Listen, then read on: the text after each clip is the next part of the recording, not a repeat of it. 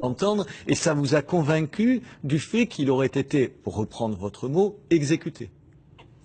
Exécuté et manipulé depuis très longtemps, et manipulé je ne sais pas, mais en tout cas en relation très étroite avec les services de renseignement. Il dit qu'ils l'ont envoyé dans une série de pays arabes, et qu'il dit à plusieurs reprises pourquoi est-ce que vous me tuez, vous savez que je suis innocent. Et enfin, les interlocuteurs, attendez, les interlocuteurs ne demandent pas.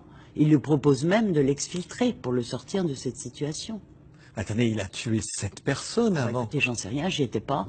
Il l'a reconnu lui-même. Non, je ne sais pas, j'ai pas vu ça moi. J'ai pas d'éléments là-dessus. Visiblement pas des gens du RAID qui sont des gens des services. Et ils dénoncent leur trahison.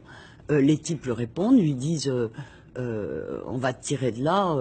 En gros, on sait que tu y es pour rien, mais sors, rends-toi. Et il refuse.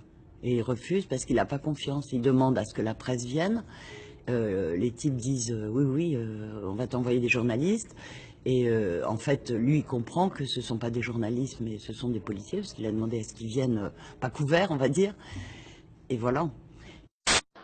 Martine a été entendue par la police. Elle a décrit le tueur, un homme de taille moyenne assez corpulent.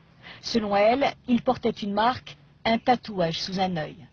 Il l'avait sur cette joue. Il était comme ça face à moi. La visière, donc, il a eu un geste, quoi. De chercher la vérité pour les victimes et pour les familles. Il a dit lui-même qu'il voulait mourir les armes à la main. Non, c'est pas dans les enregistrements qu'on a. Alors, il n'y a jamais cette phrase. Il n'y a pas ça. Alors, il y a d'autres enregistrements. Moi, je ne connais pas le dossier qui est chez les juges d'instruction. Je le connais pas. Vous n'avez pas entendu. Il n'y a pas ça du tout. Il répète à plusieurs reprises. Pourquoi est-ce que vous voulez me tuer? Vous savez que je suis innocent. Au-delà de ça, de ce que j'ai comme élément, il y a tout un tas de trucs qui ne collent pas. Qui ne collent pas avec ça. Mais... qui ne collent pas avec la thèse officielle de ce qui s'est passé. L'enquête, Julien, a désormais des bases solides pour avancer, d'autant que d'après vos informations, le portrait du tueur se précise.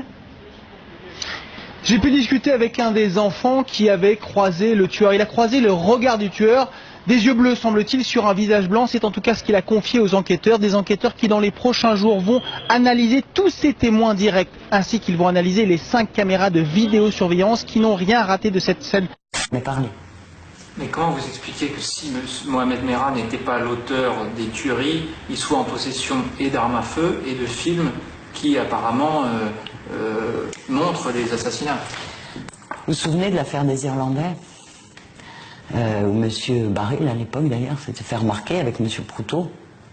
Et il s'était avéré que cette soi-disant découverte d'une cache d'armes formidable qui mettait en cause des membres de l'IRA, les Irlandais, c'est des armes qui avaient été déposées par l'équipe de M. Baril et de M. Proutot au domicile de ces Irlandais. Ça arrive quelquefois. Hein.